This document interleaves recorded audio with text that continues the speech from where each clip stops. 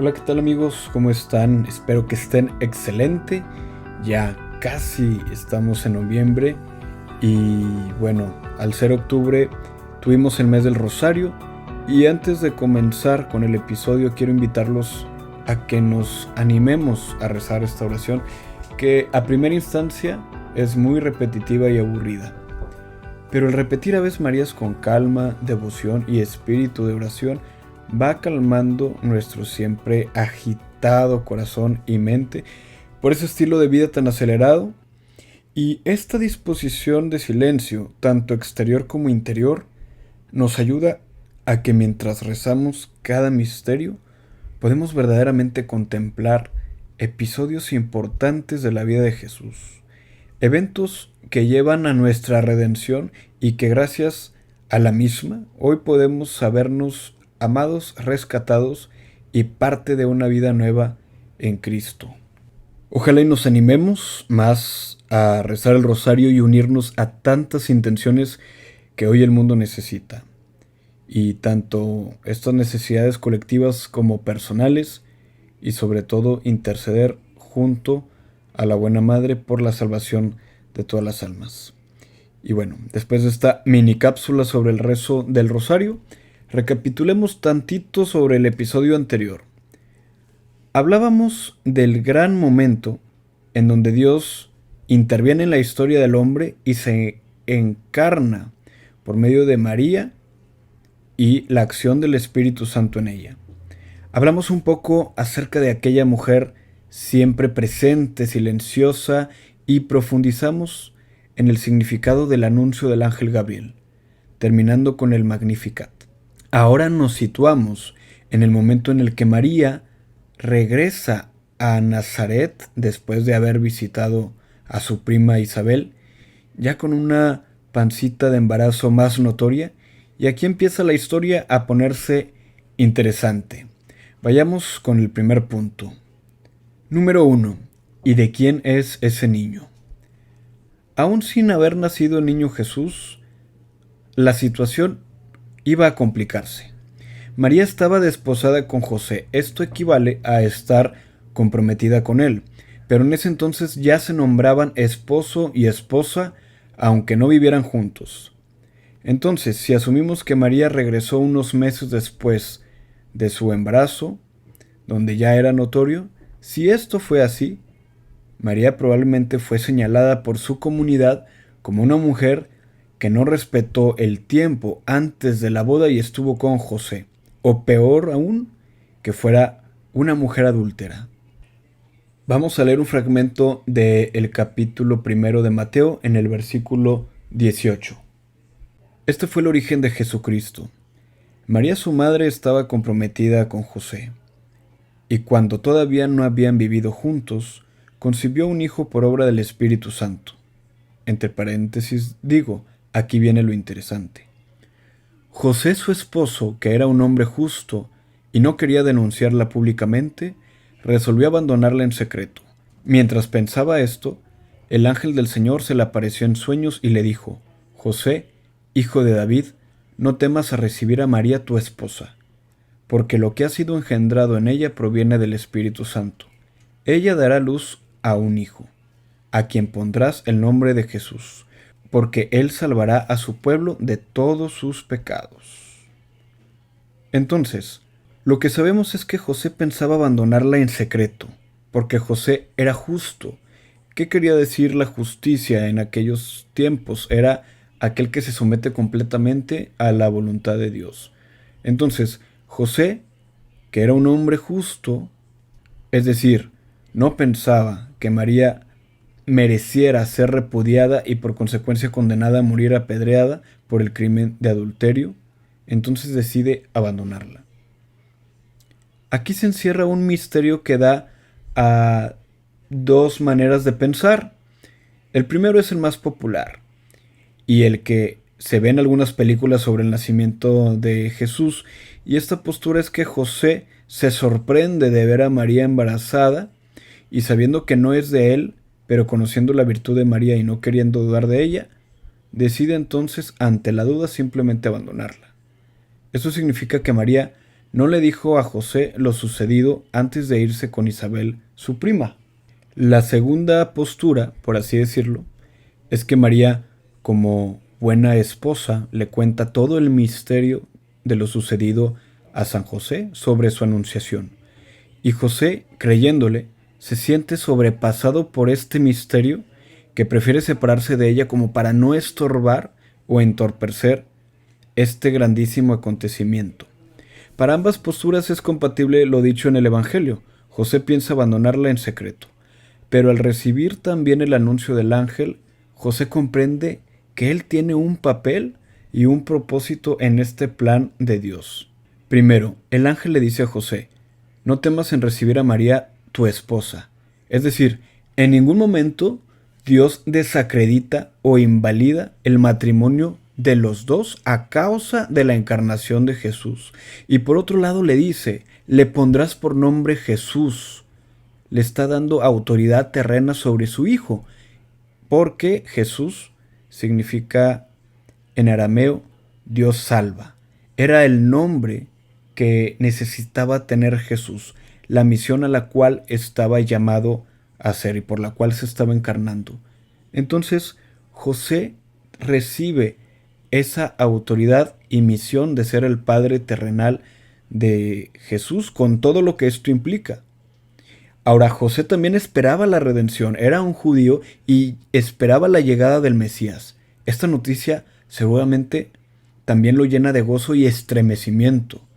¿Qué tan santo sería José que Dios le confía a sus dos perlas más preciadas, a su propio hijo y a María, su madre? Punto número 2. El arca de la alianza. Tal vez alguno de quienes nos escuchan había oído esto. María es llamada el arca de la alianza en una de las letanías que se rezan en el rosario. ¿Por qué es esto? Cuando los israelitas estuvieron en el desierto, una vez liberados de los egipcios, Dios manda construir una arca. Era una especie de cofre sostenido por dos bastones que entraban en unos anillos que colgaban de las paredes laterales de dicha arca, para así sostener los bastones sobre los hombros de 4 personas y trasladarla en su camino por el desierto. En esta arca se guardaban 3 elementos importantes. El primero era el cetro o el bastón de Aarón. Aarón era el hermano de Moisés, quien ocuparía su lugar para pastorear el pueblo de Israel. El bastón es un signo de aquel que guía y conduce. El segundo elemento era el pan llamado maná, que bajaba del cielo en forma de granitos que eran utilizados para hornear pan y así alimentarse. El tercer elemento eran las tablas de la ley, signo por excelencia de la alianza de Dios con su pueblo. María es el arca de la nueva alianza porque lleva dentro de su cuerpo a Jesús, el verdadero pastor que guiaría a su pueblo, como el cetro de Aarón, el pan bajado del cielo, que es Jesús mismo y nos alimenta en la Eucaristía para darnos vida eterna, como el pan del maná, y Jesús, quien es la plenitud de la ley que se sustenta en el amor. Y esta imagen del pueblo caminando con el arca de la alianza es bastante significativa porque es semejante a nuestro peregrinar por el mundo.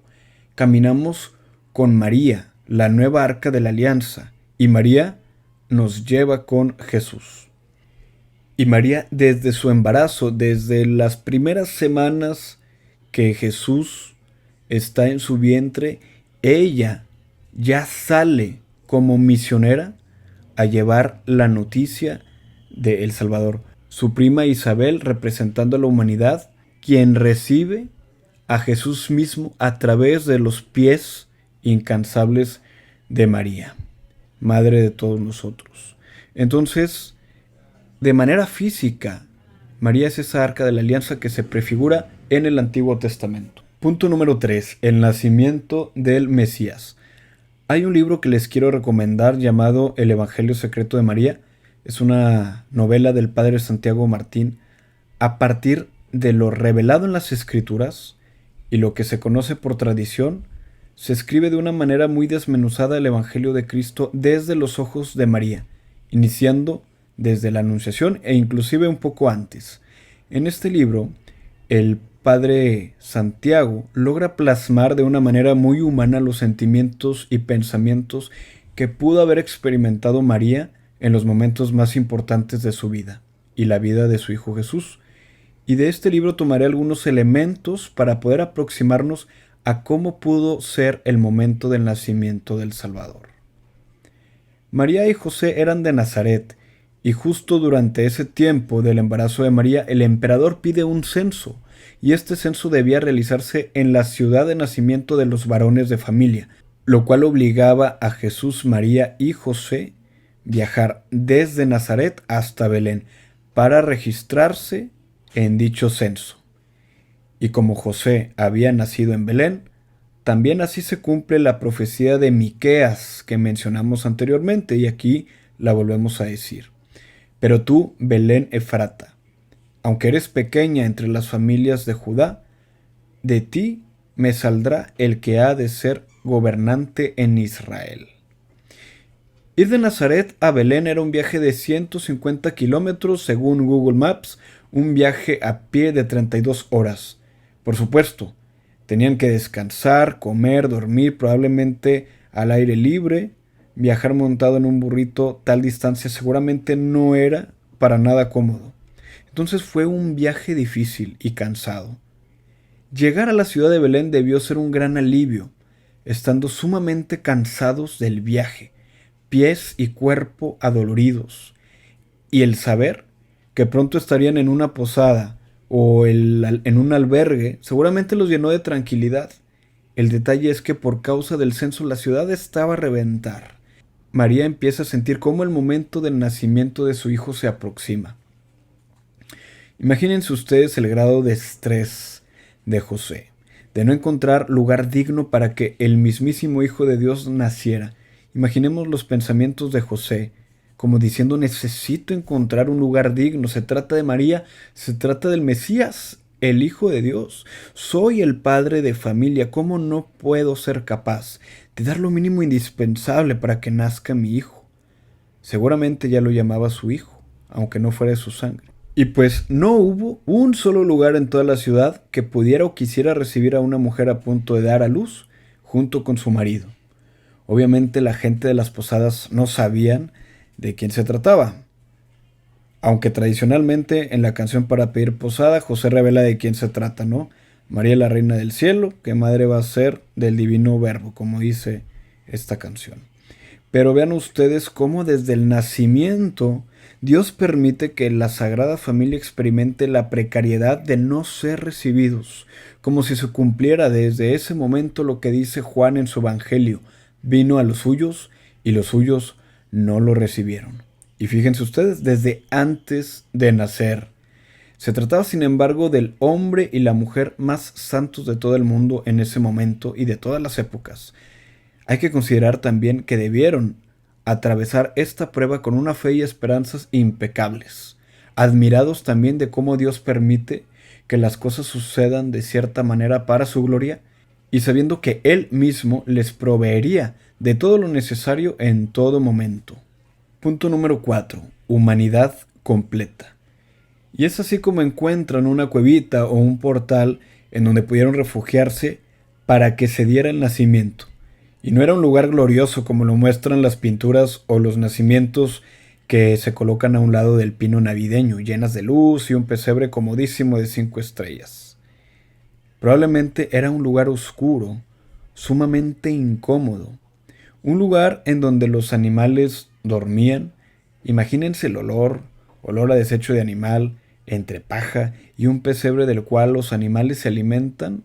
Nace ahí el Señor de todo, el dueño de todo, el Rey de todos. Desde su nacimiento ya nos enseña, ya nos confronta, ya nos enriquece con su pobreza. Desde el nacimiento de Cristo, los testigos fueron pastores, gente humilde, y a ellos Dios se quiso revelar primero. Toda la encarnación de Jesús, nacimiento, vida, muerte y resurrección, la resume San Pablo con una maestría en su carta dirigida a los filipenses. La voy a leer a continuación. Él, refiriéndose a Jesús, que era de condición divina, no consideró esta igualdad con Dios como algo que debía guardar celosamente. Al contrario, se anonadó a sí mismo. Anonadado, lo digo entre paréntesis, es como decir se hizo nada. Continúa la cita, tomando la condición de esclavo y haciéndose semejante a los hombres. Y presentándose con aspecto humano, se humilló hasta aceptar por obediencia la muerte y una muerte de cruz. Jesús quiso abrazar la humanidad entera con todo y sus dolencias, sufrimientos. Quiso sentir en carne propia el dolor del hombre en todas sus facetas y matices posibles. Después de su nacimiento sucede que al poco tiempo sus padres junto con él deben huir a Egipto porque Herodes quiere matarlo. Sin tener 3 meses de nacido, por decirlo así, Jesús ya era un perseguido político, un desterrado de su propia tierra, de su hogar. José y María, tal vez sin avisar a sus familiares que no pudieron llegar a su hogar, a la casita de Nazaret que José ya tenía lista para ellos, tienen que ir a una tierra desconocida, convirtiéndolos así en migrantes y en refugiados, extranjeros llegando sin casa, sin trabajo, a un lugar culturalmente diferente. No sabemos si había judíos en Egipto, probablemente sí, pero al final un lugar de una lengua desconocida para ellos también. Y en Egipto, el lugar donde los israelitas fueron esclavos durante mucho tiempo, como si Jesús quisiera vivir también de alguna manera ese periodo de tiempo en solidaridad con su pueblo. Claro, esta es solamente una impresión personal. Muy bien, siguiente punto. Punto número 5. Prefiguración de la muerte de Jesús. Una vez que el llamado Herodes el Grande muere, el ángel nuevamente le dice a José que puede volver a la tierra de Israel porque ya no hay peligro. Se sabe muy poco de la infancia de Jesús, pero vamos a recordar un poco lo que sucedió cuando Jesús cumple 12 años y nos lo narra el Evangelio de Lucas. Cuando Jesús cumple esta edad, van al templo a celebrar las fiestas. Y cuando viajaban de cualquier pueblo cercano o lejano hasta la ciudad de Jerusalén, viajaban en caravanas. Era más seguro porque de lo contrario era muy fácil que fueran víctimas de asaltos u otras cosas peores. Entonces, cuando ya iban de regreso, se dan cuenta que Jesús no está en ningún lado de la caravana. José y María deciden regresar a Jerusalén, probablemente solos, con el riesgo de ser asaltados, porque no lo encontraban en ningún lado. Pasaron 3 días antes de que lo encontraran muy campante a Jesús en el templo, hablando con los doctores y maestros de la ley, sorprendidos por su conocimiento de la Escritura y su manera de entenderla y explicarla. María no podía entender cómo ella y José estaban aterrados y Jesús tan tranquilo, tan a gusto hablando con aquellos sacerdotes, que cuando le encuentran y le dicen: Jesús, te hemos estado buscando por todos lados, ¿por qué has hecho esto? ¿Por qué te has comportado así con nosotros? Y Jesús les responde muy tranquilo, ¿no? Al menos esto es lo que parece. ¿Pero por qué me buscaban? ¿Que no ven que yo debo encargarme de los asuntos de mi Padre? Y después de esto, María y José no comprendieron el alcance de sus palabras, pero Jesús regresa con ellos y vivía sometido en obediencia a sus padres. A María se le pierde Jesús durante 3 días, de la misma manera que pierde Jesús 3 días cuando muere en la cruz. Aquí vemos cómo también Dios prepara el corazón de María para esa terrible espada que atravesaría su corazón. Y bueno, hasta aquí llegamos en esta aventura de ir conociendo un poco más a Jesús, hasta lo poco que sabemos de su infancia. En los siguientes episodios iniciaremos ahora sí hablando de cómo Jesús comienza su misión, cómo Él se muestra ante la gente, cómo empieza a revelarse. Y bueno, ojalá y nos puedan seguir acompañando, que estos episodios nos ayuden no solamente a querer conocer y profundizar más sobre Jesús, sino también el querer conocerlo más de forma personal y amarlo cada día más, así como Él nos lo ha demostrado desde siempre. Muchas gracias por acompañarnos, que tengan una excelente semana, Dios los bendiga.